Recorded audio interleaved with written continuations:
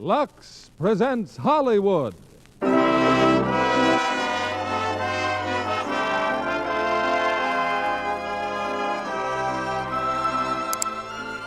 Lever Brothers Company, the makers of Lux Flakes, bring you the Lux Radio Theatre, starring Charles Boyer and Madeleine Carroll in The Ghost and Mrs. Muir. Ladies and gentlemen, your producer, Mr. William Keeley.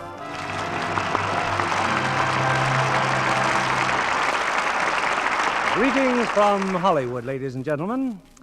In the December Reader's Digest, you may have been interested to read, as I was, of the current revival of ghosts in England. Unlike most Americans, the English tend not only to believe in ghosts, but to cherish them as an indispensable part of British life. Tonight, we ourselves present a very fascinating spirit in 20th Century Fox's screen success, The Ghost and Mrs. Muir. Our stars in this unusual romantic drama are Charles Boyer and lovely Madeleine Carroll. Madeleine making her first Hollywood appearance since her distinguished record overseas. While people say that seeing is believing, I'm not quite sure that applies to ghosts. Truly, you generally can't see them, but you can often trace the results they have on people's lives, as in our play tonight. In the same way, you can't see the qualities in Lux Flakes, but you can certainly see the results, both in the way Lux keeps those precious fabrics looking lovely longer, and also the way it brightens the lives of busy housewives everywhere. On to the first act of The Ghost and Mrs. Muir, starring Charles Boyer as Captain Gregg and Madeleine Carroll as Lucy Muir.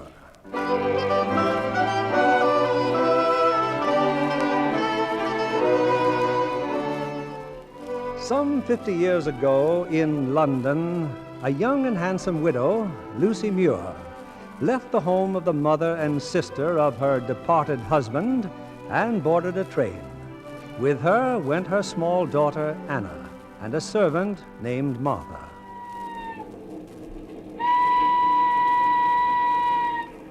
There, the little one's asleep now, Mum. Maybe now you can tell me where we're going. You've been very patient with me, Martha. I suppose we're running away. I can't say I blame you, Mum. Nagging at you morning till night, telling you what you could do and what you couldn't do. Sinful it was, Mum. That will be enough, Martha. Yes, Mum.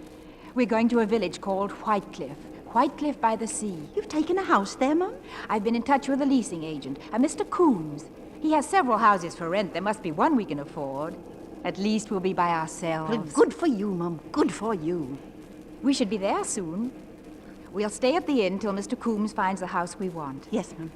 Oh, Martha, I know I'm doing right. I know.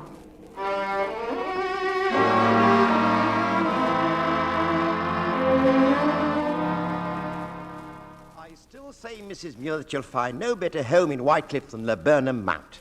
It's newly built, it's near the village, But and it's... I can't understand why you won't show me Gull Cottage. The description in your file is most intriguing. Oh, believe me, madam, Gull Cottage wouldn't suit you at all. I suppose there's something wrong with it.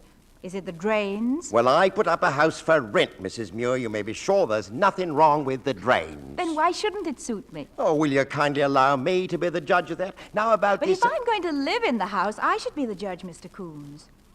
I'm sure there's another agency in Whitecliff. Perhaps they have Gull Cottage listed also. Very well, Mrs. Muir. Come, I'll show you Gull Cottage.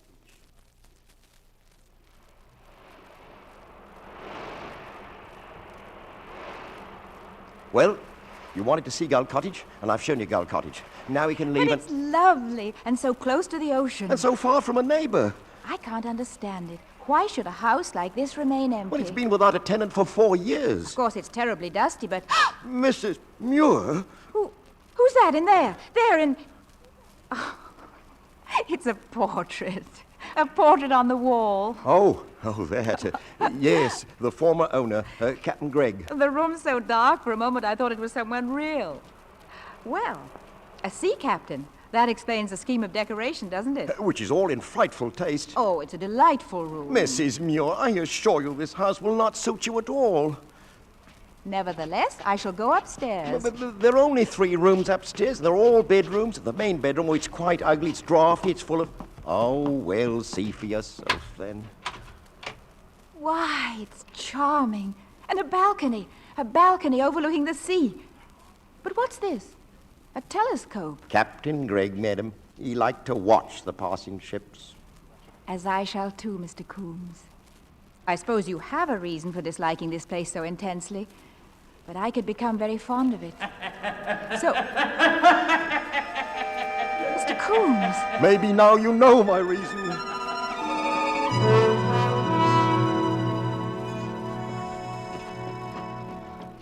Well, you would come. I didn't want to show it you, but oh no, you had to see it. Haunted. How perfectly fascinating. Well, 8 times I've rented it, and 8 times the tenants have left after the very first night. What a pity, Mr. Coombs. That laughter, that was Captain Gray. It was indeed. But why does he haunt? Was he murdered? He committed suicide. I wonder why.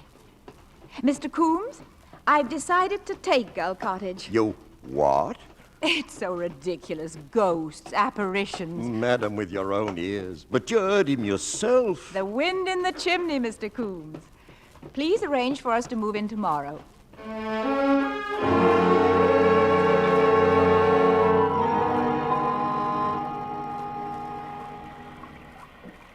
What time is it, Mama?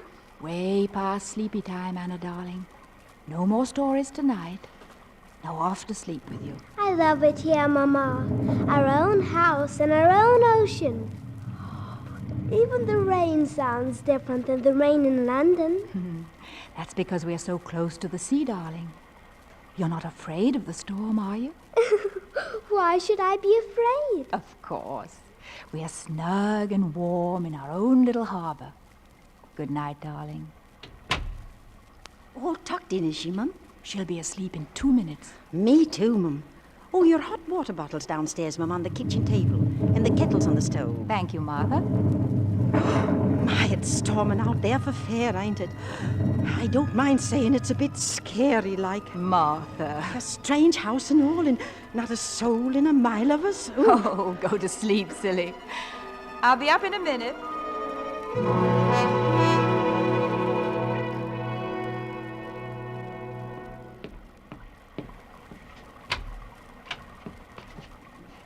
That's strange. Why should Martha turn out the kitchen light? You've got a candle. Light it. What nonsense is this now? Now I'm hearing voices like Mr. Coombs. What's the matter with these matches? It's not the matches, it's... Very well, Captain Gregg. I know you're here. Are you afraid to speak up? Is that all you're good for, to frighten women? Well, I'm not afraid of you. Light the candle. Light it. Well, how can I when you keep blowing out the matches? Light the blasted candle. Ah, that's better. Well? You are Captain Gregg? Who the devil else would I be? I'm sorry I called you a coward. I didn't mean to embarrass you. Embarrass me? I mean, because of the way you died. What? The way I died, madam? Committing suicide. Who the devil said I committed suicide? Mr. Coombs said you Coombs did. is a fool. I went to sleep in front of that confounded gas heater in my bedroom. I'm a restless sleeper. I kicked the gas on with my foot. It was a stormy night, like this. So I shut my windows, as any sensible man would. Well, wouldn't you? Yes, I suppose so. Well, the coroner's jury said it was suicide because my blasted charwoman testified I'd always slept with my windows open. How the devil should she know how I slept? Oh, I'm so glad. You have a strange sense of humor, madam. I mean, because you didn't commit suicide. But if you didn't, why do you haunt? Because I have plans for my house, which do not include a pack of strangers making themselves at home. I think it's very childish of you, frightening people. Well, in your case, I'll admit I charted the course with regret. You're not a bad-looking woman, you know, especially when you're asleep. So you were in my room this afternoon while I was napping. My room, madam. And I thought I dreamed it all. But I knew I'd closed the window, and when I awoke, I found it open. I opened the window because I didn't want another accident with the blasted gas. I'm quite capable of taking care of myself. Good. And you will pack your gear and shove off tomorrow, preferably the first thing in the morning. I will not go. The house suits me perfectly. It's my house, madam. And I intend to turn it into a home for retired seamen. Then you should have said so in your will. I didn't leave a will. Why not? Because I did not expect to kick the blasted gas on with my blasted foot. I won't be shouted at. For 1 year I've been shouted at and ordered about, and I'm sick of it, you hear? Blast, blast, blast! Temper. Or laughed at, either. I won't leave this house, I won't. No, believe that. Stop that blasted blubbering, madame, or... I love this house. I can't explain it. It was as if the house itself were welcoming me, asking me to rescue it from being so empty. You can't understand that, can you? All right, then I'm a silly woman, but that's the way I feel. So, you love the house. Well, I'll admit that's a point. And you did not frighten like the others. That's a point, too. All right, you may stay here, madam, but on trial. Oh, thank you, Captain Gregg. No. Keep your distance, woman. I'm sorry. You made me so happy. No intention of making you happy. I merely want to do what's best for the house. Then you'll go away and leave us alone? I will not go away. Why should I? Oh, because of my child. I don't want her frightened into fits. But I never frighten children into fits. But think of the bad language she'd learn. Oh, confound it, madam. My language is most controlled. Well, Anna is much too young to see ghosts. Oh, very well. I'll make a bargain with you. Leave my bedroom as it is, and I'll promise not to go in any other room in the house. Then your brat and your servant need never know anything about me. But if you keep the best bedroom, where should I sleep? In the best bedroom. But... Oh, in heaven's name, madam. I am a spirit. I have no body. I haven't had one in 4 years. Is that clear? But I can see you. No. All you see is an illusion, like a blasted lantern slide. Well, it's not very convincing, but I suppose it's all right. I always was a fool for a helpless woman. I am not helpless. Oh, well, if you're so confoundedly competent, you'll notice that your kettle is about to boil over. Oh, so it is. Thank you. One thing more. There is a portrait of me in the living room. I want it removed to the bedroom. Must I? It's a very poor painting. It's my painting. I did not invite your criticism. Well, I only meant it doesn't do you justice. It's... All right. Tend to your hot water bottles. What a sorry substitute for... Good night, Captain. Good night, Mrs. Muir.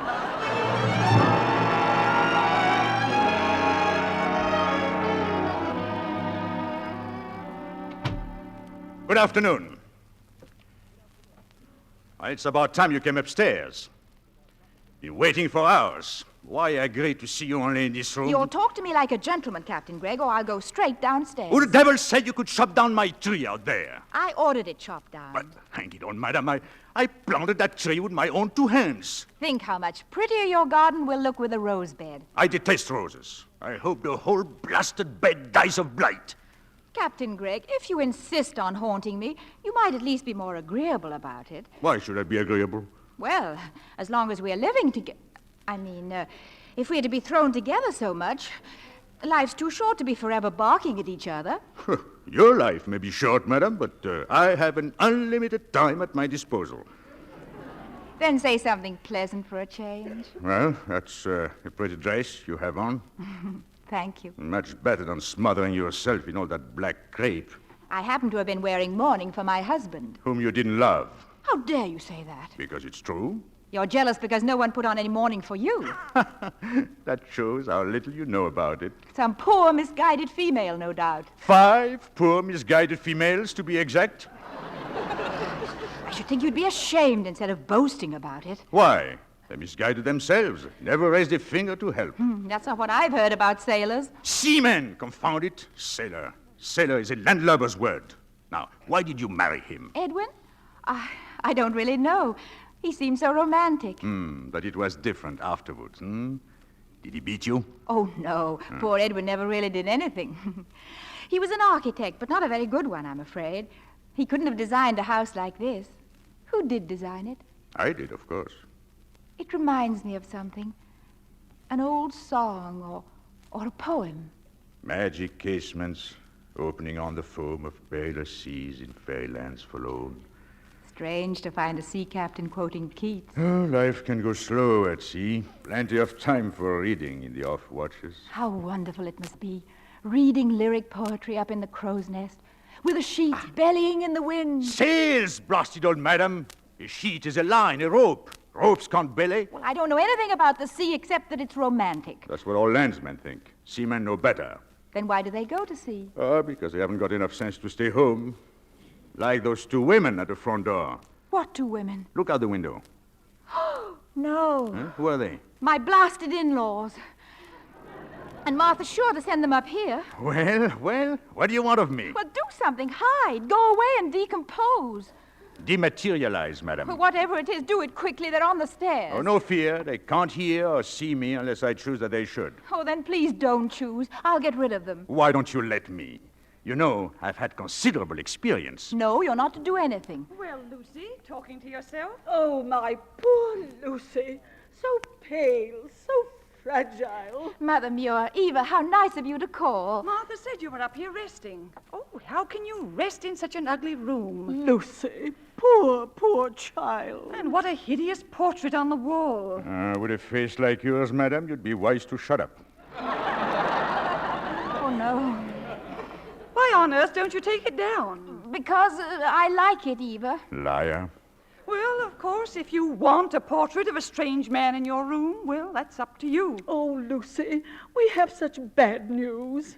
The gold shares, your entire income. What about the gold shares? They're worthless. The mine is closed down. No more dividends, Lucy. It was all in this morning's newspaper. Oh, so we've come to take you and Anna back home with us. Eva, you're sure of this? Of course. No, don't make a scene in front of these swabs. I don't intend to make a scene. Oh, of course you don't. You're my brave little girl. Please, Mother Muir. Make her stop that caterwauling, or by Judas, I will take a hand. You keep out of this. Lucy, how can you talk to me like that? Oh, blast. Eva, did you hear what she said? Yes, Mother, I heard. Now stop sniveling. But I didn't mean you. Then just whom did you mean? You're acting in a most peculiar fashion, Lucy. Obviously, this dreadful place has preyed on your mind. Bats in your belfry. Pipe down. What?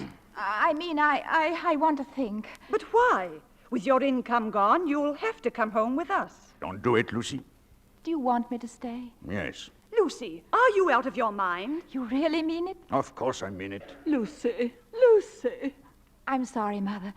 It's very kind of you, but I'm going to stay. I'll manage somehow. So please be good enough to shove off. Shove off? She's insane. I want nothing more to do with her.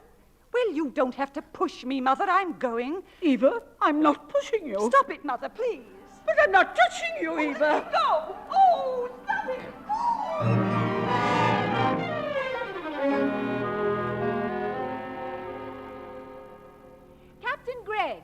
Captain Gregg. I'm out on the balcony. Are you? Well, I've had just about all of this I'm going to stand. Stop talking in riddles. 2 days ago, you shoved those poor women out of this house. Squealing like a couple of pigs. That wasn't enough, was it? What do you mean by pushing Mr. Coombs down the stairs just now?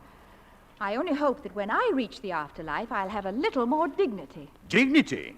You call it dignified, throwing yourself at a herring-gutted swab like Coombs? I asked Mr. Coombs here because he's the logical man to help me find lodgers for the summer. So, lodgers? Oh, I made a mistake. Oh, forgive me, my dear. I thought you wanted to sign Coombs on for a husband. Mr. Coombs, that walrus? Well, it's my experience that women will do anything for money. And now you and your blasted experience have ruined everything. Why? I could not allow lodgers in any case. They're worse than passengers at sea. It's them or starve. Not at all. I've solved your problem. Madam, you're going to write a book. Book? Don't be ridiculous. It's all I can do to write a postcard. But I can write a book, and you can put it down on paper for me. What sort of a book? The story of my life. Blood and Swash. Yes, Blood and Swash by Captain X. I don't think that's at all a nice title. It's not meant to be. It's meant to be sensational, like the subject. But it takes months to write a book. What are we to live on in the meantime? Well, you have a little jewelry. Pawn it. Oh, but I couldn't. Oh, blast your eyes, madam. Will you understand you're trying to claw off a leash oar? You can't afford to be squeamish. I do understand, and don't swear at me. All right, then be sensible. Now, since we're going to be collaborators, you may call me Daniel. That's very good of you. And I shall call you Lucia. My name is Lucy. No, doesn't do you justice, my dear. Women named Lucy are always being imposed upon. But Lucia, Now, there is a name for an Amazon, for a queen. I don't feel much like a queen. I feel frightened and confused. Martha and I could always get along, but it's my baby. It's Anna. Well, don't you trust me? Oh, I do, Daniel, when I'm talking to you. But when you're not here, well, it's asking a great deal to expect anyone to entrust our whole future to someone who isn't real. But I am real, Lucia. I'm here because you believe I'm here. Keep on believing, and I'll always be real to you. Yes, Daniel. Now, get into town and pawn your blasted jewelry, and don't come back without a typewriter. Ah, yes, Blood and Swash by Captain X.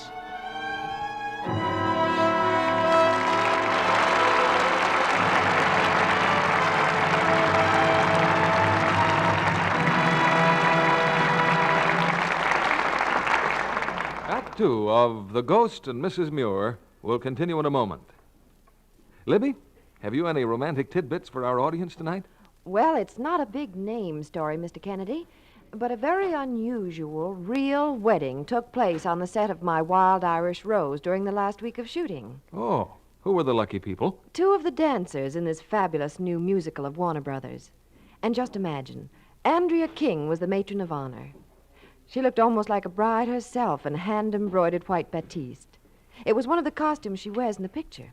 And the best man? Dennis Morgan, Well. Andrea's romantic leading man. In fact, the entire cast of my Wild Irish Rose came as guests, and they looked very colorful in their Celtic costumes. Did the bride wear something old, something new, something borrowed, something blue? Uh-huh. And Andrea saw to the new. She gave us some gossamer sheer nylons with embroidered clocks of tiny seed pearls. You mean to wear? Why, certainly. Andrea told her just to lux them, and they'd wear beautifully. And I'm sure that's true because Lux flakes are so gentle, even the sheerest nylons last twice as long. You're absolutely right, Libby. Those famous strain tests proved it. Runs came sooner when stockings were washed with strong soap or rubbed with cake soap. All kinds of stockings, nylons, silk, rayon, and cotton, lasted twice as long when they were washed with Lux Flakes. That's just like getting an extra pair of stockings every time you buy a pair. And remember, girls, Lux Care prolongs the wear of everyday stockings as well as super shears. So Lux them after every wearing. Lux stockings last twice as long. We return you now to William Keighley. Act 2 of The Ghost and Mrs. Muir, starring Charles Boyer as Captain Gregg and Madeleine Carroll as Lucy.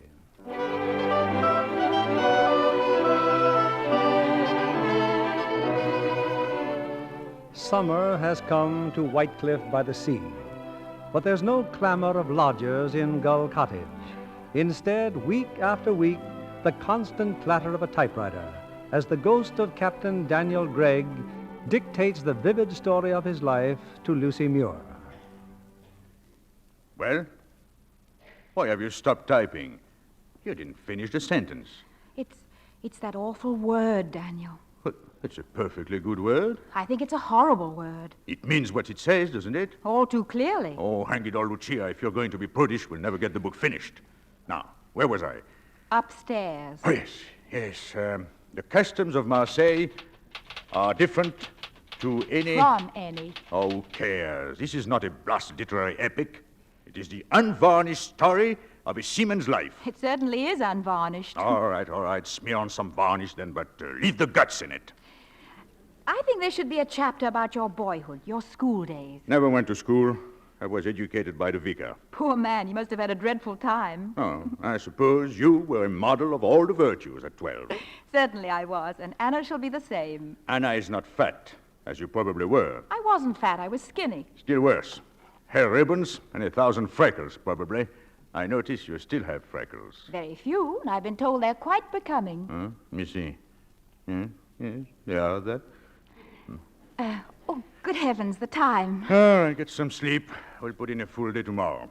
Oh, Lucia, you're sure you've said nothing about my being here? I mean, Martha knows nothing. Your little girl? Of course not. They know I'm busy writing a book, but that's all. You've been very thoughtful about keeping your promise not to disturb them. Madam, I'm a man of my word. And what words? Daniel, what did your aunt do when you ran away to sea? Oh, thank heaven, probably, that there was no one around to fill her house with mongrel dogs and track mud on her carpets. Did she write to you? Every Sunday for 7 years. I was at sea when she died. What are you thinking? How lonely she must have been, with her silent, empty house and her clean carpets. Good night, Lucia.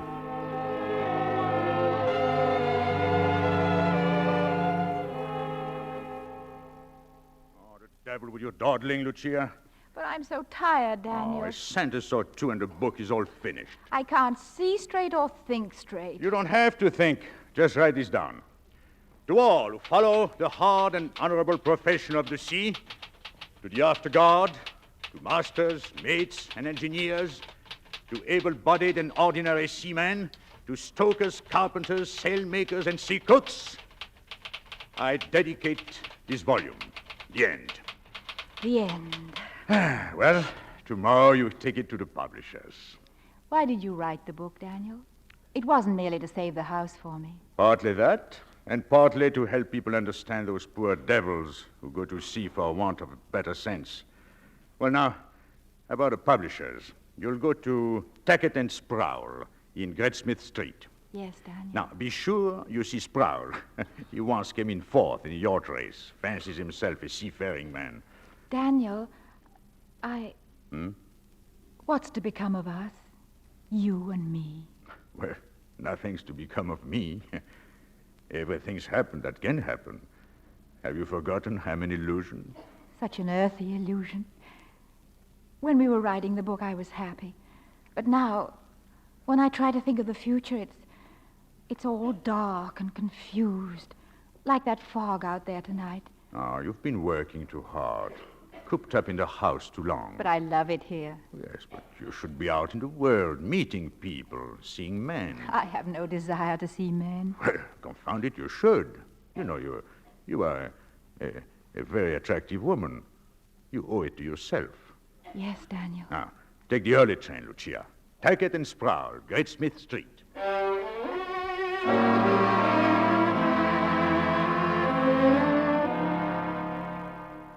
It's impossible, madam. You can't see Mr. Sproul without an appointment. But I have a manuscript here, and I'm sure A cookbook, perhaps. Gardening. Another life of Byron. Oh, really, Mrs. Muir? Oh, well, I'll mail you a notice when Mr. Sproul can see you, probably next month. Thank you. Surely you're not leaving, Mrs. Muir? I have no appointment. Then you shall have mine. But Mr. Fairley... Oh, it's all right, Albert. Just tell old Sproul I wouldn't wait. Well, aren't you going to thank me? It's very good of you, but I'm afraid I can't accept. You're a very beautiful creature.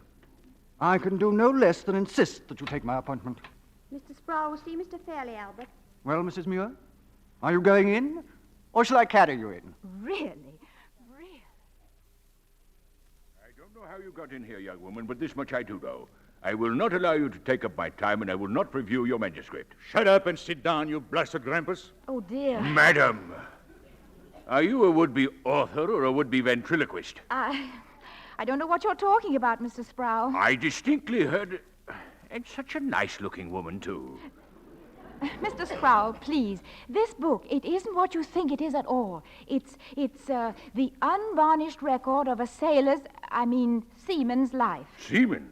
What could you know about seamen? Oh, a great deal, believe me. Unvarnished, you say? Shamefully so. Oh, dear me.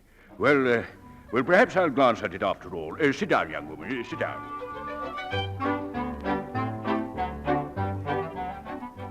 Better take another walk, Mr. Fairley. She's still in there with Mr. Sproul. She must be starving. Oh, I fetched them a tray of lunch some time ago. I'll wait, Albert. I'll wait.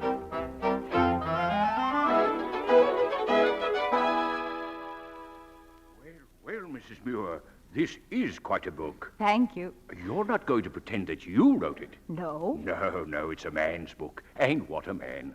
Captain X. I'd like very much to meet him. Oh, I'm afraid that's impossible. He's away. Oh, a voyage, of course. Yes, a very long voyage. Oh, bless my soul, what a story. We shall publish it, of course, Mrs. Muir. You just leave everything to me, and be happy that you know such a man. There aren't many like him these days. You appreciate that? I think I do, Mr. Sproul, and thank you very much.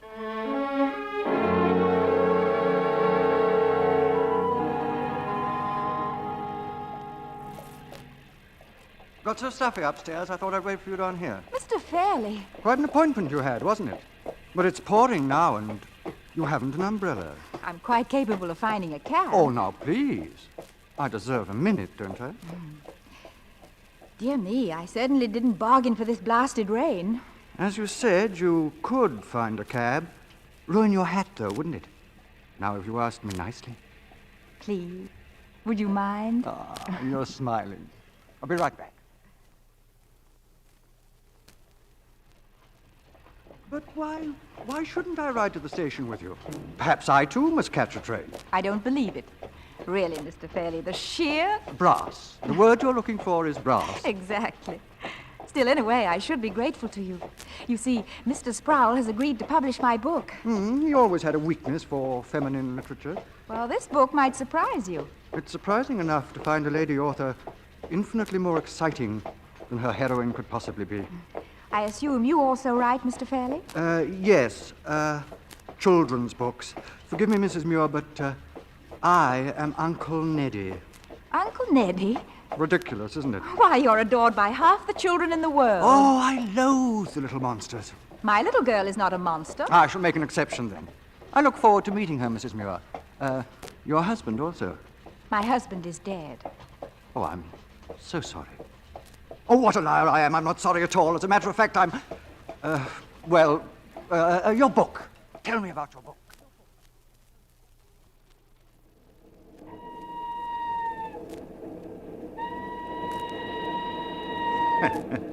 Uncle Neddy. By Godfrey, what a load of bilge. Daniel, so you've been eavesdropping. I thought he said he had to catch a train, too. I rather think he only wanted to ride to the station with me. The way he was smirking at you, like a cat at a fishmonger's. I found him rather charming. Rather charming. Now you're starting to talk like him. Well, how in blue blazes do you want me to talk? Has better. I think you're being extremely childish. You should have pushed him out of the cab. In another minute, I would have. Daniel, why, I believe you're jealous. Well, of course I'm not jealous. Jealousy is a disease of the flesh. I haven't had any flesh for years. I've never known you to be more disagreeable. And today, of all days... Yes, Prowls bought the book. Yes, and now I can buy the house just as we planned. I'm not so sure I want you to have the house after all. I wish you'd stop this sulking. You said yourself that I should see men. Yes, I said men, not a perfumed pencil pusher. Anyway, I shall never see him again. That's what you think. Where are you going? I'm disappearing. Always hated trains anyway. I'll see you later, madam.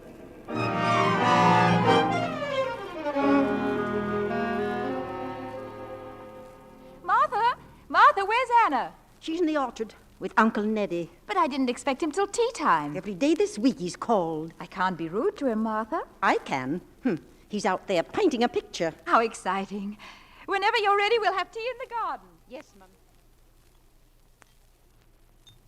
I like your little girl, Lucy. She's very wise. For instance, how did she ever guess I wanted to be alone with you? If you bribed her to go away... Aren't you interested in what I was painting before? You're quite accomplished, aren't you? I should think being Uncle Neddy would satisfy anyone. No, I also paint. Under the name of Renoir. Oh, you're such a fool, Miles. You know, that's quite the nicest thing you've ever said to me. And what, if anything, do you do as Miles Fairley? Specifically, I behave quite idiotically towards a young lady that I fell in love with in a publisher's office.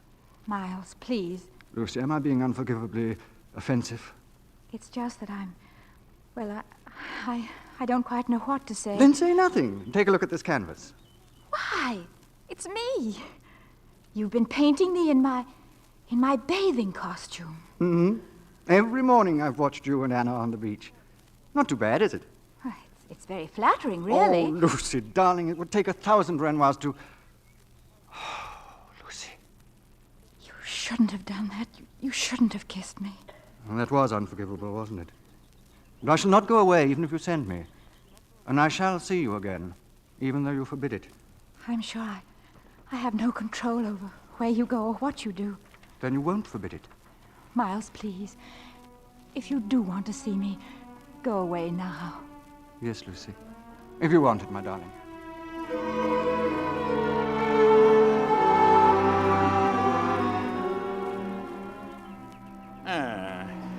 No wonder you wanted to plant a rose garden here.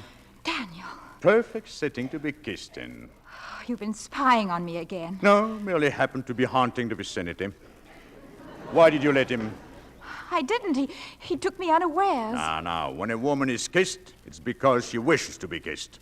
That's nothing but masculine conceit. Well, now what happens? Miles Fairley is staying at the inn in the village, as well you know. He'll either remain there or go away. It doesn't matter to me one way or the other. I think it matters more than you'll admit. Well, then why bother to ask me? You seem to know my mind better than I do. He puts brilliantine on his hair. Most men do. You can find an excuse for everything. Only because you're attacking him. I know. It's a natural human reaction. Oh, I wish you wouldn't be so superior just because you're not alive. And he is. Yes, very much so. It's no crime to be alive. No, my dear. No. Only sometimes it's a great inconvenience. The living can be hurt. I don't intend to be hurt. But if I'm to go about in the world as you said, it will mean taking risks. And real happiness is worth almost any risk. Well, watch your soundings, Lucia. I will, Daniel. I only wish you... you'd... all alone in the garden, Mum? Oh, have some tea, Martha. But that's odd now. I swear I heard you talking. Is Uncle Nettie still about? No, he's gone. Mum, it's none of my business. But what's he up to? I rather think he's going to ask me to marry him. And you'd be willing to? I might. Why shouldn't I? Because he ain't good enough for you, that's why not. He's the kind of man no decent woman would associate with. Martha! I've got a right to my feelings, Mum, and I've got a feeling about him. Oh, I'm sorry. It's just that I've been so worried about you lately, Mum. Don't worry, Martha. I know he isn't perfect, but he's real. Real? I thought I was impervious to emotion, but I'm not. I need companionship and laughter and all the things a woman needs. Well, I hope he can give them to you. I'll go fetch Anna, Mum. Excuse me. Well, Daniel, haven't you anything to say?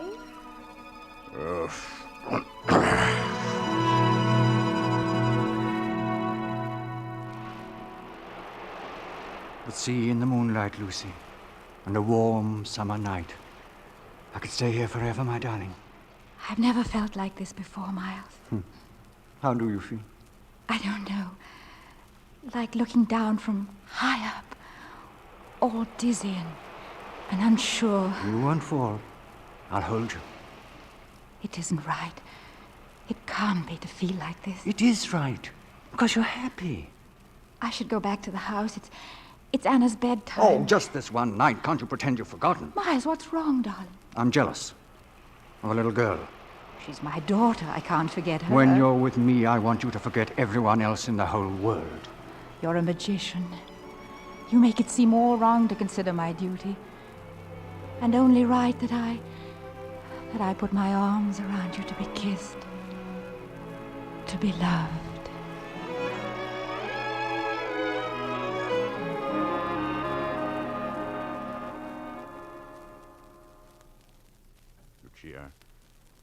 Lucia, can you hear me? Asleep, huh? I thought you were one woman with sense, but you're like all the rest of them. Lucia, wake up. I'm talking to you. Blasted all, I said it, but... No, sleep on, Lucia. Sleep. I should have known. You've made your choice, the only choice you could make. You've chosen life, and that is as it should be, whatever the reckoning. That's why I must go away. I can't help you now. Lucia, listen to me. Listen, my dear. You've been dreaming. Even now, you are dreaming.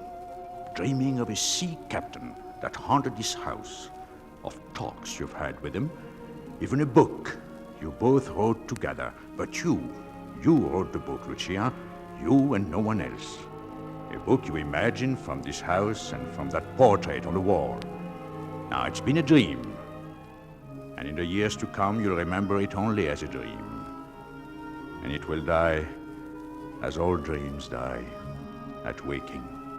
But how you would have loved the North Cape and the fjords in the midnight sun, where the blue water rushes into green, the Falklands, where a southerly gale whips the whole sea white as snow. What we both have missed, Lucia. What we both have missed. Goodbye, Lucia. Goodbye, my darling.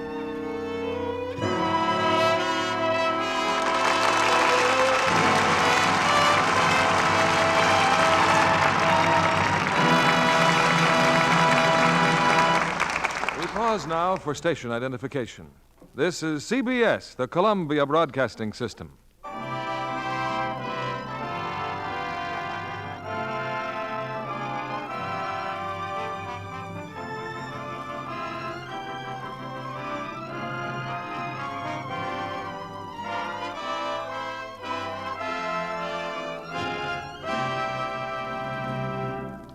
Before we bring you Act 3 of The Ghost and Mrs. Muir, I want to introduce a delightful young lady whom 20th Century Fox has recently added to his roster of young talent, Miss Jane Nye. In fact, Jane is so photogenic that a portrait of her won her a screen test. Have you met any of the top-ranking stars yet, Jane? Yes, Joan Crawford. I met her the first day she started work on Daisy Kenyon. Oh, that's a picture Joan was keen to play in from the moment she read the book. And she was wonderful in the love scenes with Dana Andrews. Yeah, Joan knows how to get dramatic value out of a scene, too. Like the later scenes in Daisy Kenyon, when she's married to Henry Fonda. And she always looks so lovely. I was on the set one day when her stand-in was posing in some lovely lingerie similar to Joan's costumes. Less delicate versions, I'm sure. Yes, but even these were lovely. I could hardly believe it when the stand-in told me they had already been luxed a number of times, and that Joan's even lovelier things get luxed, too. But John Kennedy ought to be interested in that. I am, Jane, but it's not surprising. Leading Hollywood studios specify gentle Lux care for everything washable because it's so safe. Well, I've been a Lux fan for years myself. As a matter of fact, Jane, Luxed underthings stay lovely 3 times as long. A scientific laboratory took a number of identical slips and nighties and washed them 2 ways. One set with a strong soap, the others the Lux way. It wasn't long before those washed with strong soap looked faded and drab, but the Luxed ones stayed lovely 3 times as long. Well, that's a big help to any girl's budget. Right. And that means you can have 3 times as many pretty undies without spending any more. Because instead of just replacing worn-out, faded ones, you can buy extra undies and have 3 times as many. Thank you, Jane Nye, for being here tonight. Back now to our producer, William Keeley. Act 3 of The Ghost and Mrs. Muir, with Charles Boyer as Captain Gregg and Madeleine Carroll as Lucy.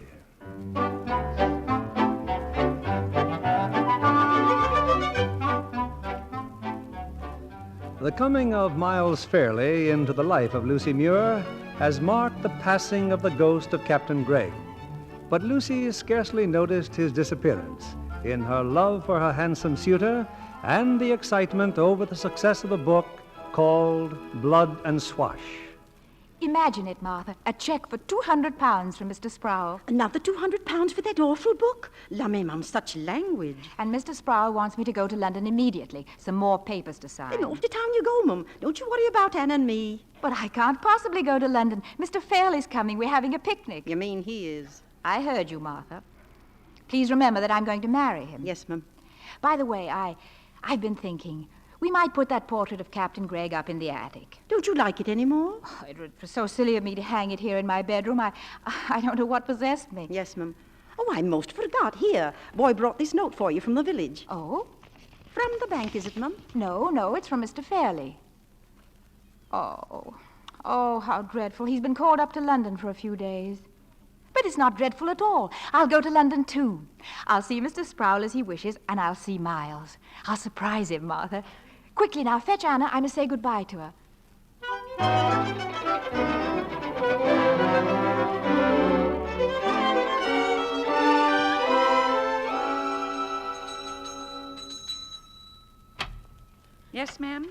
I'd like to see Mr. Fairley, please. I'm Mrs. Muir. Thank you, ma'am. If you'll wait in there, please. Who's that, Hilda? Mrs. Muir, ma'am. Oh? Perhaps I can help you, Mrs. Muir. Did I hear you say you wanted to see my husband? Husband? If you don't mind waiting, he'll be back soon. I see. Won't you sit down? No, I'd better go. I'm afraid I made a mistake. Mistake, Mrs. Muir? Yes, I'm very sorry. I think I understand, my dear. I'm sorry, too. Truly I am. You see, it isn't the first time something like this has happened.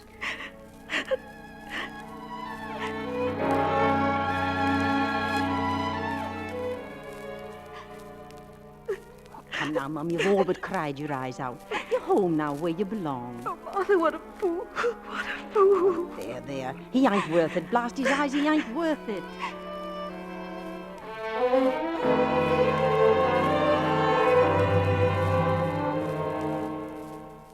Martha, do you know what day this is? Wash day. Yes, but it was exactly a year ago that we came here. Do you remember that afternoon? I went upstairs and I lay down before tea. You're hitting for a cup of tea, Mum. No, Martha. I'm thinking of the dream I had that afternoon a year ago. Such a strange dream. Oh, well. Anna will be coming home from school soon, Mum. Will you be taking her for a walk along the beach? Of course, I wouldn't miss it for the world. My little girl, Martha. She's all my life now. And most of mine, too. Soon there'll be no more walks. All too soon. She's growing up. School, then a university, young men, marriage. Oh, Martha, it will be on us before we know it. Before we know it.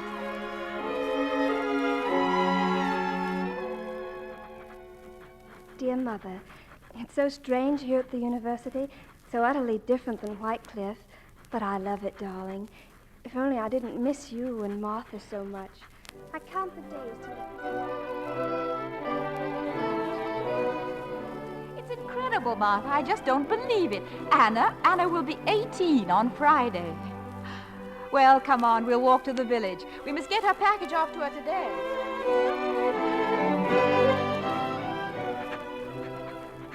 And I'll be home on Saturday, Mother. Don't worry, I haven't been thrown out of the university. Just a wonderful opportunity to motor down to see you. And maybe, darling, maybe to surprise you, too. You see, there's a young man I met.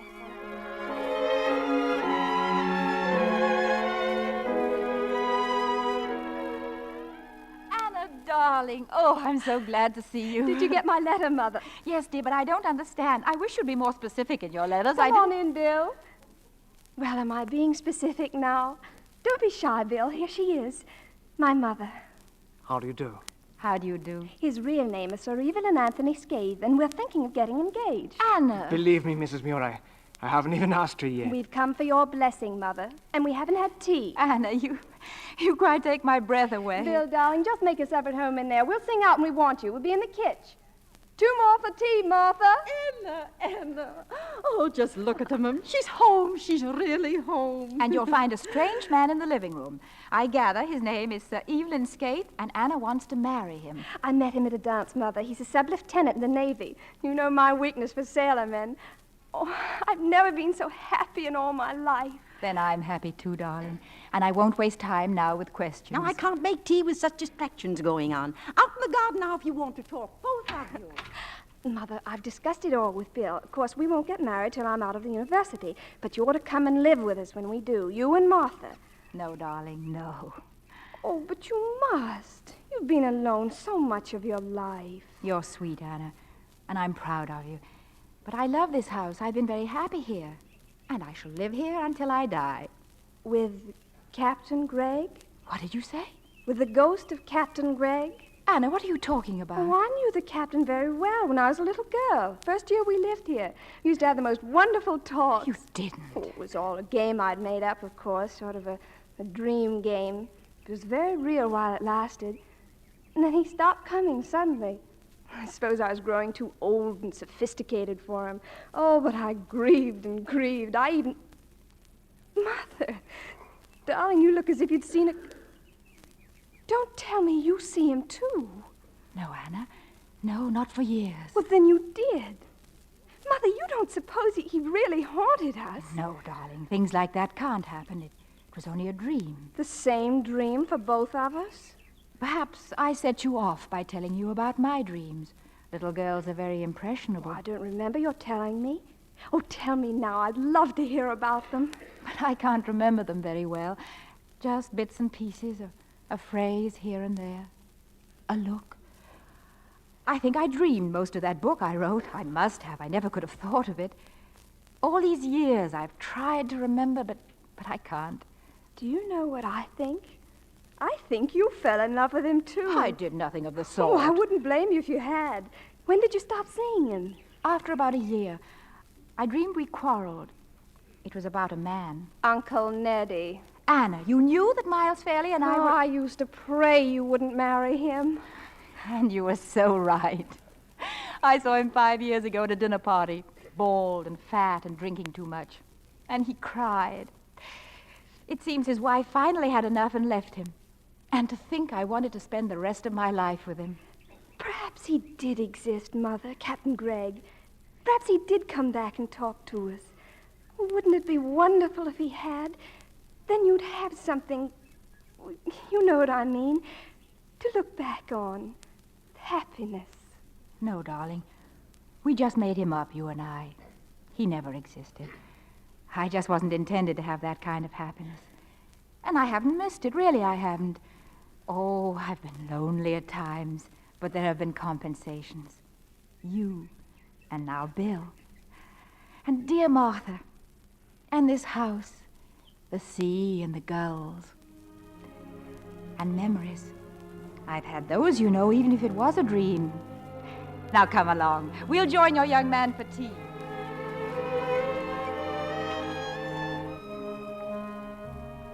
If she thinks it was a dream, I cannot blame her. It was all my own doing. I told her it was a dream. How long ago this occurred. Even Anna is older now than Lucia was when she first stepped into this house. Anna, long since married, children of her own, grown children. And Lucia, white and withered and full of years. Blast it all. When I decided to be noble, I never thought she'd live to be 80. Lucia! Lucia!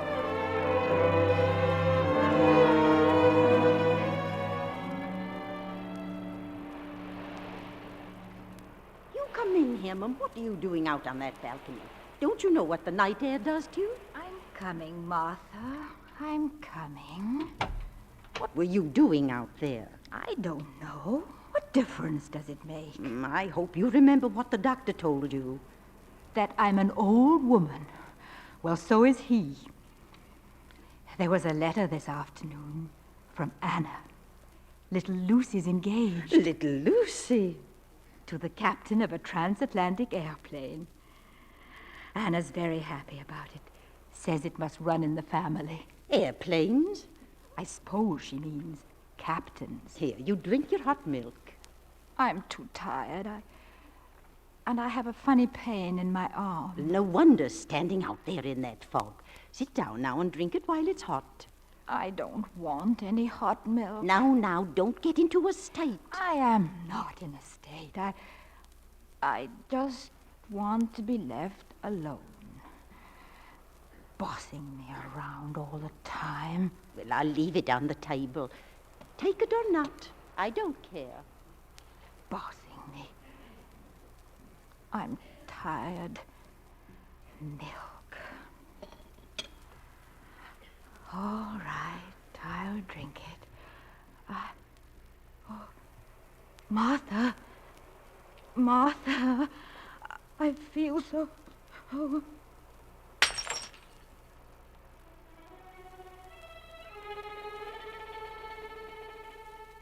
Lucia, at last. You'll never be tired again, Lucia, or old again. Look at you, radiant, like the day you came here. Come, Lucia. Come, my dear.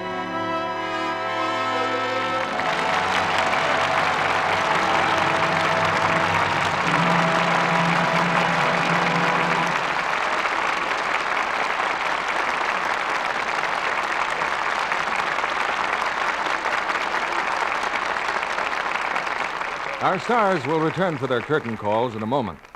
Say, Libby, I have a riddle for you. I'm listening. When are a cook's hands like a rose garden? I can see you're dying to tell me. When they're in flower. But when a housewife's hands are the color of a red, red rose, she doesn't like it a bit. It means she has a bad case of dishpan hands. But she can do something about that. Just change from strong soaps to Lux Flakes for dishwashing. Changing to Lux takes away that red look, makes hands soft and smooth again. Smooth as white rose petals, the way her hands used to be. And the way husbands still prefer them. Lux Flakes almost make dishwashing a pleasure. The suds feel so soothing and rich. And they certainly get the dishes clean fast. Lux is a real time saver. It rinses so perfectly you don't need to dry the dishes. Just rinse them with hot water and let them drain. They dry without streaking. And don't forget, Lux is as easy on the pocketbook as it is on hands. Tests show Lux suds are so much richer, you can wash up to twice as many dishes with Lux as you can with the same weight of 10 other leading dishwashing soaps. Lux is thrifty. Back now Here's to Mr. the Keeley at stars the who microphone. brought the Ghost and Mrs. Muir so vividly and happily to life. Charles Boyer and Madeleine Carroll.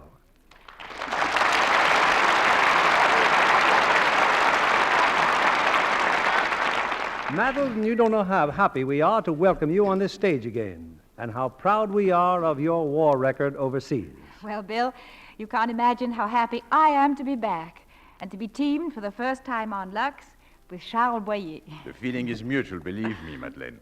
But I understand that in addition to all your other work overseas, you had your own radio show in Paris. That's right, Charles, for about a year after VE Day. We broadcast once a week in French to tell the French about America and Americans. Well, everything I've heard from France these past few years has been about the wonderful job you did for French-American relations. And you haven't done such a bad job either, Charles. Right, Bill. Almost everything I heard in Paris concerning Hollywood was about Charles Boyer's French Research Foundation and what it was doing to create a better understanding and appreciation of France. Well, thank you, Madeleine. But coming back to this theater, Bill, I'm sure your audience is keen to hear about the show for next week. And I'm sure they'll be keen about the show itself. It's Universal International's quite recent screen hit, Ride the Pink Horse, with its 3 fine stars, Robert Montgomery, Wanda Hendricks, and Thomas Gomez. That's the picture that Bob himself directed, isn't it, Bill? Yes, and it's a truly thrilling screenplay drama, a story of mystery and adventure that should keep our audience guessing breathlessly what's coming next, and usually, I'll wager, guessing wrong. Sounds like a real hit, Bill. We'll be listening in my house. Bonsoir. Good night. Bonsoir et merci bien.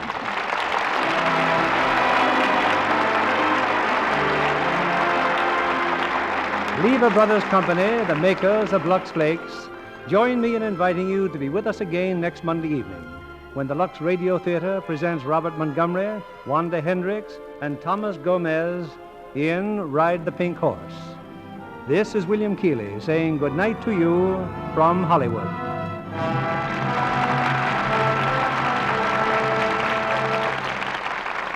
Charles Boyer will soon be seen in the Enterprise production Arch of Triumph. Our music was directed by Louis Silvers.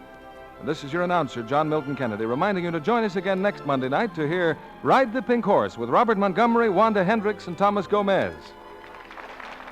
Pepsodent won by 3-1. Yes, by an overwhelming average of 3-1, families throughout America who compared toothpastes they were using at home preferred new Pepsodent with Irium over any other brand they tried. They said new Pepsodent toothpaste tastes better, makes breath cleaner, makes teeth brighter. Yes, with families who made comparison tests, Pepsodent won by 3-1. Be sure to listen next Monday night to the Lux Radio Theatre presentation of Ride the Pink Horse with Robert Montgomery, Wanda Hendricks, and Thomas Gomez.